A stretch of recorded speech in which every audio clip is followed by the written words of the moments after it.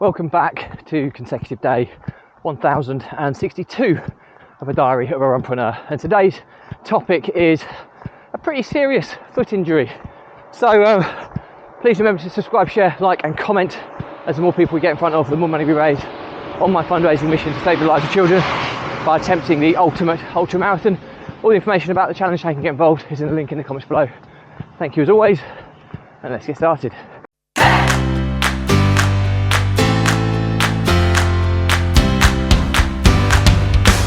So, consecutive day 1062 for Diary of a Runpreneur, and today's topic is a pretty serious foot injury. So inevitably, after running for 1062 consecutive days, it takes an element of wear and tear on your body, and generally speaking, I think barefoot style running has helped me avoid certainly a significant number of injuries, because I was experiencing far more than I currently have when I was previously running in traditional running footwear.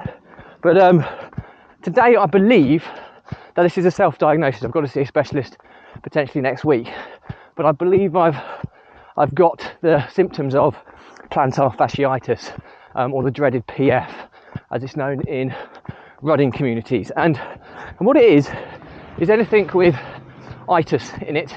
It means inflammation of, and plantar, I believe, is the bottom or the sole, and fascia is the face of the sole. So it's the bottom of, it's basically your sole of your foot, the inflammation of one of the ligaments or tendons that run through the sole of your foot and joins your Achilles.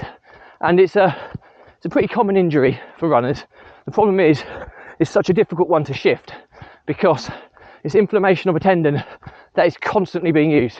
So obviously if you could rest, great. You have to do a lot of stretching, a lot of rolling, a lot of icing to try and reduce the inflammation. But obviously I don't have that option. Now, generally speaking, it is a condition that which normally kind of goes within 12 months, but 12 months is a long time. So to summarise how it feels is, it feels like I've got a bruised heel bone that's just not getting any better. And I thought initially it was a bruised heel bone, pure and simply because when you're running barefoot, you land on the balls of your feet, so your heels are slightly elevated. It's almost like running on your toes. But occasionally you'll come across against some undulating surfaces, similar to pebbles here next to me. If I was running on that, it would be highly likely that even though I'm landing on the balls of my feet, my heel would strike a protruding stone of some kind. And I have had a significant number of knocks on my left heel. I don't know why, it's just my left heel, but my left heel seems to have taken the lion's share. And when you're doing it in barefoot style footwear and you get something relatively sharp, it's like a driving, searing pain going through your soles of your feet, and it almost takes several steps after that for it to start numbing out and going. And I thought I could have chipped the bone, bruised it, but any form of bruising generally heals after time. But this is now 2 weeks and it's still there, so I'm pretty sure it's plantar fasciitis. I'm going to see a specialist to get officially diagnosed next week. But the challenges are, well, it's interesting here. Obviously most people would rest when they've got a pretty significant injury. I know people who have plantar fasciitis and they've stopped running for months. I haven't got that option with my running challenge. Now, the benefit is that because of my running, I actually find it easier to run than I do to walk, because when I'm running, my heel isn't really striking the floor very often. When I'm walking, in the process of walking, your heel strikes the floor. So I get kind of pain and it's like a dull, constant pain when I walk. But when I run and the tendon actually loosens up, it's actually, I know it's there and I can still feel the pain and the ache, but it numbs to a degree whilst I'm running. And I'm going to take some advice on this, because first and foremost, I'm adamant it's not going to derail my running challenge.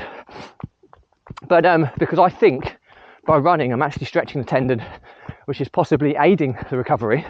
But I need to look at how I can walk a bit better. I suppose I've got a very, very slight limp. I think it'd be really difficult to see at this moment in time. But there are times where I'm doing walking, and the more walking you do, the kind of more comfortable it gets, the more it warms up. But again, the issue is it's inflammation. So you're constantly aggravating an already inflamed tendon. So I think I was given some decent advice that I need to be icing it every evening so that the inflammation is under control for when I go to bed. So the rest periods of night time when I'm sleeping is going to be where I can repair it. I need to be stretching it and rolling out the tendon with golf balls, etc. in the interim, and hopefully I'll get it kind of resolved prior to my marathon attempt in October, because I have to look at that. I might have to knock the marathon on the head, knock my PB attempts back until I get fully fit, because I don't want to do any more drastic damage to it, and I'm pretty sure ultra or marathon running are not going to do any favours. So yeah, lots of considerations, but I'm keeping a relatively clear head and thinking it through about my next steps. Worst case scenario, and it gets really bad, I have to drop down to my minimum mileage, which is 5k a day, and do it at a very, very slow pace.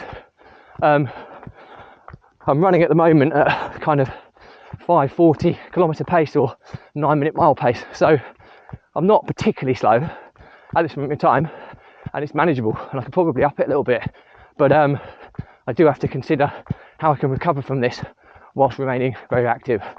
So the moral to the story, I suppose, is understand when you get an injury, understand it, research it, try to avoid self-diagnosis and see a specialist. When you get the official diagnosis from a specialist, take the necessary steps to make the recovery as quick as possible, and that's my plan. Don't be pig-headed and continue to work through it like I am. It's definitely unadvisable, but my philanthropic challenge means so much to me. I wouldn't stop for an injury that I believe I could manage. So anyway, that's it for me. Any questions or comments, drop me a line. I'll respond to everyone. Do remember to give this a subscribe, share, like and comment. As the more people we get in front of, the more money we raise on my fundraising mission to save the lives of children by attempting the ultimate ultra marathon. And all the information about the challenge, how you can get involved, in the link in the comments below. Thank you as always. Stay positive, stay happy, and I'll see you again tomorrow.